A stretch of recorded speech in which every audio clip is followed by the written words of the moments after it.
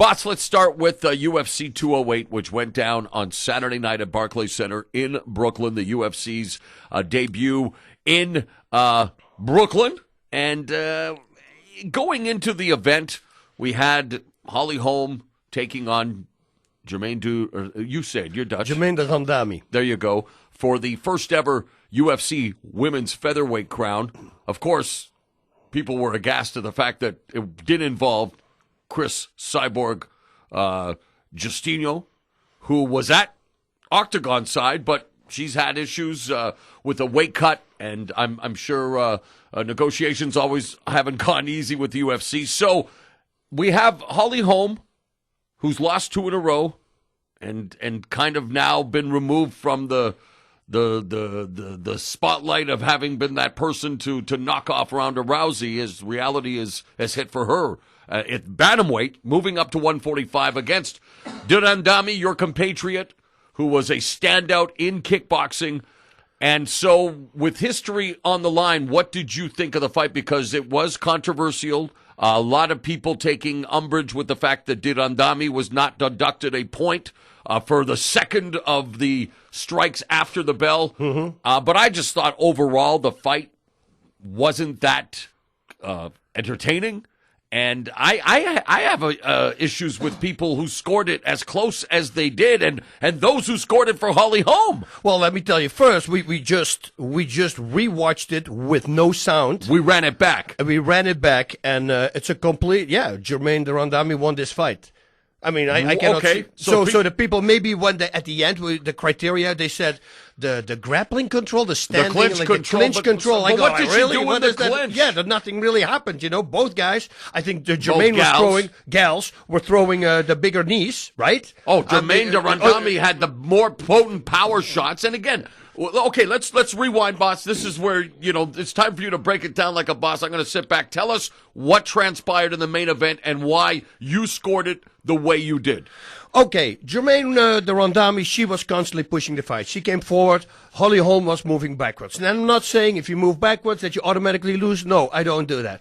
But, when you go to the corner and the corner tells you, the Holm corner says, oh, she only throws a kick and a straight punch, I go like, well, you are actually doing the same thing. You're throwing in a left straight and a right kick, outside low kick, or a right outside low kick and a left straight. So it was going back and forth. Only the difference was that Germaine de Randamie constantly connected with her big power shots that came back. Now, and I know round number 3 she got dropped, with the high kick and then those punches. Let's talk about this first. First of all, I'm Dutch, right? So congratulations, by the way, on having company. Finally, right? We have another Dutch person in there. But I think because I'm Dutch right now, people automatically say that I'm going to be for Germaine de Randamie. And that's why we rewatched the fight just a minute ago. And everybody at home should do the same thing. Turn the sound off and just listen to the fight. I buried the lead. See, this is why I'm in no condition to be doing this right now with you, but because it's been so long, and it's nice to see that people have missed us on Combat Sports Carousel. But, buddy, I should have started, I guess, by congratulating Germaine de Randamie on becoming the first Dutch female UFC champion and the second person from the Netherlands to win the UFC title. The other is the man sitting across from me, but because of the fact that there was so much controversy, that's why we wanted to, you to take it back and go through it round by round as only you can do. And that's what we did, But I think what is the problem is that the first time after the end of round number 2, when she rocked Holly Holm with that right hook, which by the way was a left-right straight, that was the combination. The left was on the bell, yes, and the right was after the bell. It was just after the bell. But I think because of that happened, and then in the third round she hit punches again, but you can actually see her pushing her straight punch to the side, that she missed her. But I think the people thought that she was cheating, and because of that, they totally start leaning more towards Holm and started looking at her. That's what I believe really happened, because at this moment, when we half an hour, when we turned everything off and we just looked at the fight, we said, okay, no. Randamie won that fight. So I truly believe that she did. Now, if there was a pattern with the Randamie, that she been a cheater before in her Thai boxing fights, in all her 47 Thai boxing fights. She never did. So why would people suddenly now Interesting you use the word pattern, because it didn't appear to me, and again, I have the utmost respect for Coach Winklejohn and Greg Jackson, two of my favorite people in all of MMA. But the pattern that Holly Holm fought didn't really deviate much. We saw her continuously move laterally to her left into the power alley of Randamie, who I thought maybe could have taken a better advantage of. Also, the constant oblique kicks. We saw the big advantage, and I know numbers don't tell everything, boss. But on the graphic they had the leg kicks or big edge for Holly Holm. A lot of those were just flickering kicks to the leg. This is the that thing. Didn't do any damage. Okay, so I went back, right? I went MMAmania.com, play-by-play, scored it, Randamie. MMAweekly.com, play-by-play, scored it, Randamie. Sherdog.com, play-by-play, scored it, Randamie. The judges in the fight, 144 total strikes by Randamie, Holm 122. 28 significant head strikes by Randamie, Holm 18. 34 body strikes by Randamie, Holm 21. Okay. Leg strikes, and they say significant leg strikes for Holm. Come on, man. Yeah. I mean... Let's put the disclaimer in, because again, we know the numbers only tell part of it. They don't tell the whole story. A lot of people think that the use of those kinds of punch stats, strike stats, can sometimes skew what actually happened in the fight. In this case, no, because Randamie was every round. Like I was thinking to myself, why do all these people that I respect and value their opinions seeing it so differently? So I was watching it on my iPad in Phoenix the night before the Elimination Chamber, and I'm not maybe paying as much attention as I normally would be the night before a big WWE event. So I told you, hey, I'm taping it. Let's watch it again. We just finished watching it. Yep. And brother, other than maybe, was it round 4? Round maybe 3 5, she got 3? one, but still there should be an even round. Kick. Yeah. The question mark kick that Randamie admittedly said got her was in round 3. Maybe that's the only round I could see. Round 5, this clinch control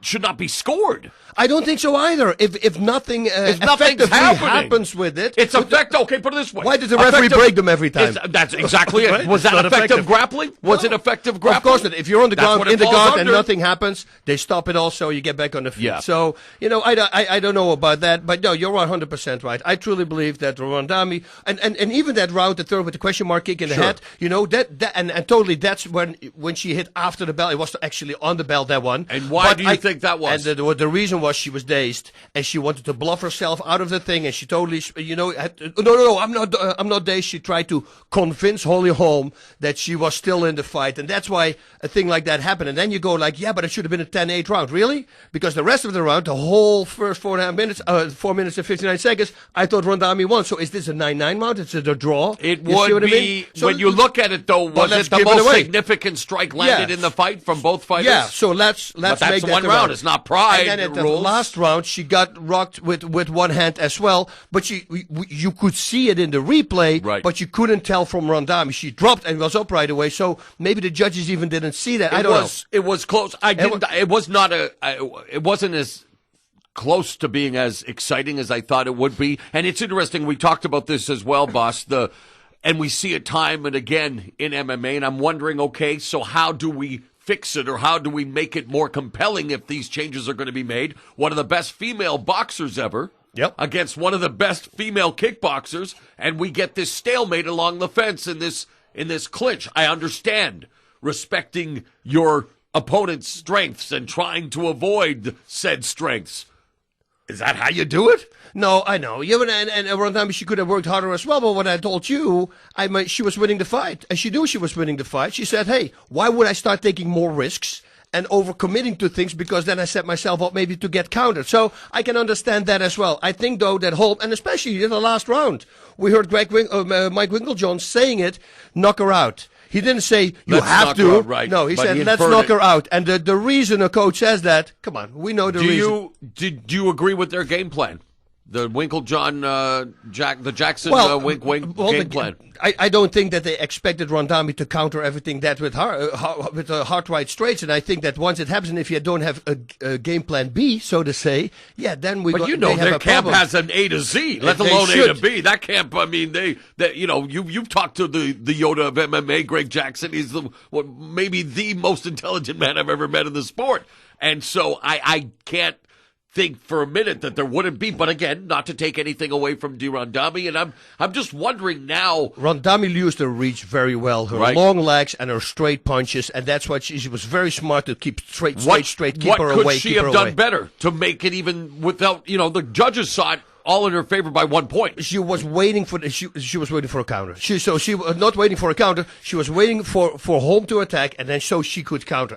I think personally she should have attacked a little bit more. No, she could have. She won the fight already. Why wouldn't? But, it would have been even more impressive if she would have started attacking more. So what does this all mean in the end? We have a UFC women's featherweight champion in Germaine Randamie, and huge news in the Netherlands, by the way, getting all kinds of press. Congratulations. Maybe going to help to bring a UFC event back to the Netherlands after their debut in Rotterdam.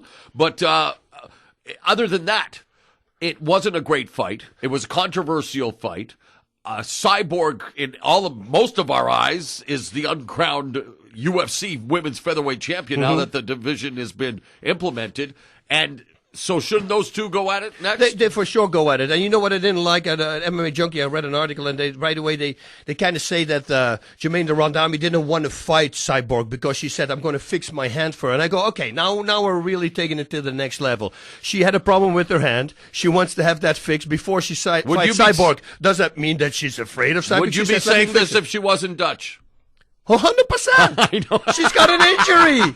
I mean, you're going to face the biggest animal on the planet. I thought you were going to do a Jim Jeffries. Yeah, I thought you were going to pull a Jim Jeffries on me being Pierce Morgan when I led you down that garden path. Let's fight the strongest woman on the planet with an injury. That makes total sense, right? Do you think, okay, now, buddy, being the baddest man on the planet and the three-time king of pancrase, former UFC heavyweight champion, would you ever discuss injuries during an interview? And I know a lot of fighters bring it up after the fact, and I'm not going to name any names because I respect them all, but isn't that, why say it then? No. Doesn't it take away from...